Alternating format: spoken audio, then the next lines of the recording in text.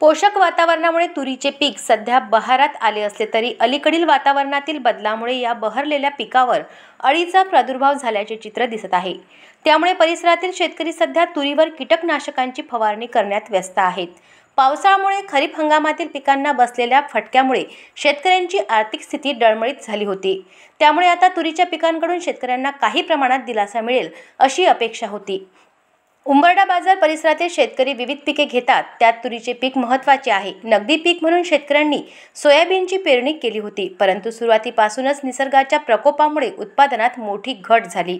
लागवडीवरील खर्चही परत आला नाही। दरम्यान तुरीचे पीक पोषक वातावरणामुळे बहरले असले तरी ऐन हंगामातच अळीच्या प्रादुर्भावामुळे बळीराजावर पुन्हा संकट कोसळले आहे। मजुरांची टंचाई भासत असल्याने शेतकरी ट्रॅक्टरच्या सहाय्याने फवारणी करत आहेत। अलीकडील काही दिवसांपासून ढगाळ वातावरण कायम असल्याने तूर पिकावर पाने गुंडाळणाऱ्या अळींसह विविध किडींचा प्रादुर्भाव वाढला आहे।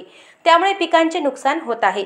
किडीचा बंदोबस्त करण्यासाठी शेतकऱ्यांकडून कीटकनाशकांची फवारणी सुरू असून फवारणी करताना विषबाधा होऊ नये म्हणून शेतकरी व मजुरांनी आवश्यक ती काळजी घ्यावी असे आवाहन कृषी विभागाने केले आहे।